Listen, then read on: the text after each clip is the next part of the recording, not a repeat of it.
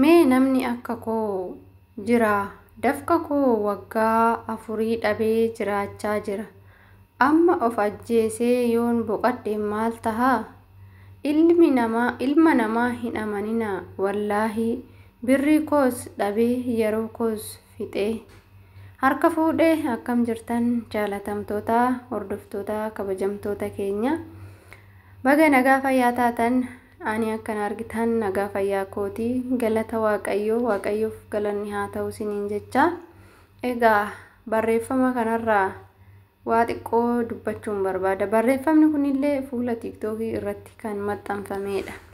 Fuula TikTokii irratti kan maxxanfame barreeffamni kun obboleettii keenya tokkotu maallaqa ishii waggaa afurii dhabee yeroo ishiis gubdee garuu nama itti ergitee adda baastee hin dubbanne nama hin amaninaa jette malee. Tarii nama baay'ee jaalatu tokko ta'uu danda'a. Wanti irraa beekamu tokkoyyuu hin jiru jechuudha. Ishiin garuu nama hin amaninaa jette. Maaliifii nama jaalattan tokko hin amaninaa jechuu ishiiti. Fakkeenyaaf warra ofiitillee haa ta'u maallaqni hin bada. Karaa maallaqaatiin eenyuma amanuu akka hin qabne jechuudha. Akkasumas abbaa manaa yoo ta'e hanga tokko ittiin hojjetullee maallaqni baduun isaa hin oolu. Akkasumas immoo dogongoruu hin oolu namni tokko jechuudha. Gaafa maallaqni harka gahe wantoota hedduutu itti mul'ata. Bashannanuutu itti mul'ata.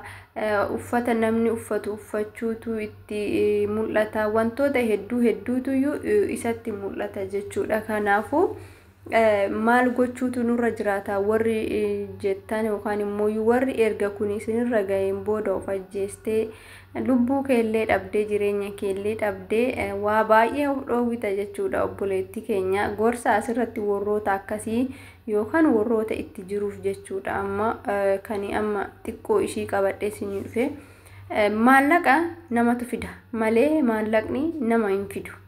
Namatu maallaqa hojjetee fida malee maallaqni yoomiyyuu nama hin hojjetu. Namni waan hundarra caala. Namni maallaqa sin caalaa, qabeenya sin caalaa. Qabeenya addunyaa kana keessa inni tokkoffaan nama jechuudha. Waan ardii kanarra jiru keessaa tokko qabeenya biyya lafaa kana keessaa inni tokko ilma namaadha jechuudha. Ilmi namaa waan widdiidha jechuudha. Garmalee qaaliidha ilmi namaa. Lubbuun takka baatu immoo hin deebitu. Warroota waan akkanaa yaaddaniifan isiniin jedha jechuudha.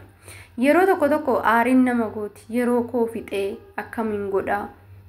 Wantoota garaagaraa akkamittiin galaa? Kun namatti dhagahamuu ni mala. Garuu lubbuu ofiit irratti waan hin taane fudhachuun baay'ee nama gaddisiisa. Boruufis immoo ulfaatadha jechuudha. Kanaafuu warroonni maallaqni isin jalaa bade yookaan immoo waan tokko erga balleessitaniin booda osoon of ajjeese yookaan of ajjeesa jennee ofirratti murteessuun gaarii miti jechuudha. Namni tokko gaafa hojjetu argachuu qofaafi miti dhabuudhaafis. Naggaadee tokko yookaan daldalaa tokko gaafa fudhannee daldalaa suni in daldala. Argachuuf daldalaa in argatasi gaafa argate san immoo ni gammada jechuudha. Gaafa kasaare sanoo kasaaree kufee ufan ajjeesa yookaan duubatti deebi'ee harka maratee taa'uu hin qabu jechuudha. Har'a yoo kufan boru hin ka'u jechuudha. Har'a ati maallaqa waggaa afurii kan dhabde sun jechuudha. Deebitee ammas hojjetattee of taatee ofii keetii hojjetattee of jijjiiruu in dandeessa salphumatti jechuudha. Maallaqa waggaa afurii si jalaa bade kana caalaa hojjetattee of jijjiiruu nama ta'uu nuufi shamarran biyya Arabaa jiraniif fakkeenya guddaa nama nuuf ta'uu dandeessudha. Yoo akka kootitti jechuudha. Maaliifii rakkoon tokko gaafa sitti dhufu si barsiisa. Rakkoon gaafa namatti dhufu nama barsiisa. Kanaafuu rakkoon hin jibbamuu jechuudha. Osoo rakkoon jiraachuu baate namni jireenya isaa keessatti homaa hin baratu jechuudha. Kanaaf maallaqa dhabuu jechuun ati addunyaa kanarraa waan si dhabsiisu tokko hin jiru. Sirii itti fuftee jireenya nama maallaqa si jalaa nyaate yookaan si jalaa balleesse san caala jiraachuu yaaduu qabda jechuudha. Siigalee jireenya namni tokko gaafa si miidhe nama saniif jecha maaliif of ajjeestaati?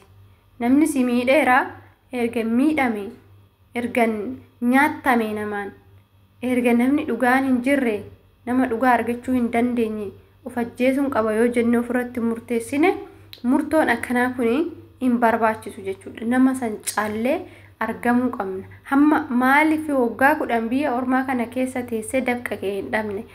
Yeroon kee haa dhumatu. Guyyaa Rabbiin kee si gargaaretti yeroon kee yeruma keeti jechuudha. Waan barbaadde san inuma argatta. Kanaafuu qabeenyi kee inni waggaa 4 dura hojjetatte waan Rabbii yookaan si hin heeyyamneef yoo Rabbi sirraa yoo fudhate hin danda'an jechuudha. Wanni tokko gaafa nama tasaaka'uu didu akka waan san lammata deebinee hin arganneetitti yaaduun barbaachisaa miti jechuudha. Hin arganna. Waan har'a dhabne tokko waan har'a hojjetannee dhabne tokko yoo dhabne rakkoo miti jechuudha. Amma yeroo ammaa kana keessatti fakkeenyaaf mana magaalaa keessaa diigamaa jiru yoo argitan tahee obboleewwan keenya ka waggaa 10 waggaa 15 waggaa 5 namni waggaa 5 taa'ee mana san ijaaru hin jiru jechuudha. Magaalaa san keessatti magaalaa Adaamaa keessatti jechuudha. Waggaa 10 obboleewwan keenya taa'anii umurii isaaniitti fixanii waan meeqa godhanii bareechanii mana akkas jiru sana ijaaranii ka'anii gaafa jalaa diigamu isaan warra akkasii sunu abdii hin kutanne dhiisii kee kan nama nyaate miti naman amanii naayee jettee maxxansite nama nyaate miti abbicha nyaate sanii inni itti gaafatama jechuudha guyyaa wahii. Rabbi immoo akka namaatii miti hin muddamu. Kanaafuu waan akkasiisan ofirratti murteessina. Meeqatu qabeenya isaa dhabee jedha laalaa isin qofaa miti. Kan waggaa 8 dafqa ofii dhabee jira. Kan waggaa 17 biyya namaa kana keessa taa'ee yeroo jaalalleen ishii barattuu taate dubbadheen jira viidiyoo darbe keessatti. Jaalalleen ishee barataa ta'e ishiinis barattuu taate isheen barumsa ishii dhiiste kara biyya Arabaa dhuftee isa barsiiste ofii ishiitii barumsa keessaa baate waggaa 17 itti xaarte barsiiste guddiste hojii mootummaa qabsiiste gaafa kaanitti inni deeme irratti fuudhe. Kee xiqqoodha. Umurii waggaa 4 erga dhufte waggaa 4 erga ta'e waggaa 4 teessee waan si jalaa bade san hojjetachuu ni dandeessa. Kanaaf jettee lubbuu kee irratti aarsaa tokkoyyuu hin fudhatin obboleettii koo jechuun barbaada jechuudha. Obboleewwan koo aartanii wantoota garaagaraa keessa hin galina. Aartanii wantoota hin taane murteessinaa sammuu keessanitti jechuudha.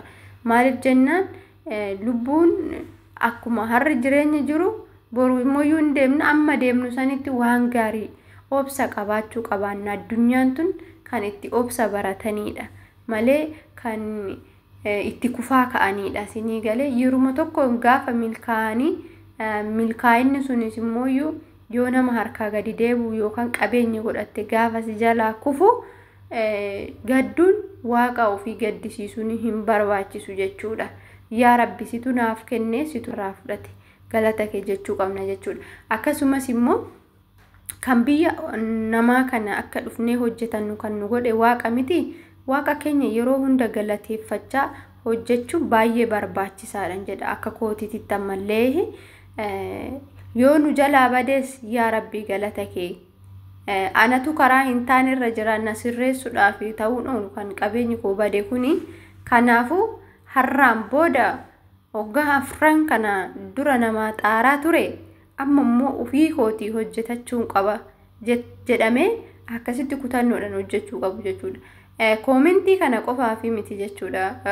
Wanni ani dubbachaa jiruufi obboleewwan keenya baay'ee mataa kiyyarraa nu jalqabee gaafa waa badu tokko ani maalifan xaara maalifan hojjedha wanti nama jechisiisu tokko maalifan dadhaba wanti nama jechisiisu tokko jira jechuudha. Gaafa waa godhatanii nama jalaa bade namni numa aara garuu lubbuu keessan irratti waan tokko hin murteessinaa. Lubbuun keessan qaaliidha jechuudha. Lubbuun keessan yoomiyyuu hin argamu. Maallaqa waggaa 4 kana osoo hojjette biyya keessattis galte biyya ambaa keessattis osoo hojjette deebifachuu dandeessa jechuudha. Hojjettee qabeenya argachuu dandeessa. Yeroon waan sirraa deeme wayiitu hin qabu jechuudha. hin qabu jechuudha. Kanaafuu waggaan 4 xinnoodha. Namni waggaa 17 taa'ee hiriyaa isaatitti umurii ishii guutuu hojjettee hiriyaa ishiitis dhabdee umurii ishiitis dhabdee humna ishiitis dhabdee jirti. Kanaan dura isiniif hojjedheen jira viidiyoo san gara gadaanutti gasiqtanii daawwattanii irraa barachuu ni dandeessu jechuudha. Warroonni waan akkanaa keessa jirtan, warroonni maallaqa keessa nyaattamtanii ani maaliif hin jiraadha amma ishii ani oondu illee amma maalidha nama amanuu silaa hin jiru jettanii lubbuu keessan irratti murteessinaa isiniin jedha. Horaa bulaa deebana.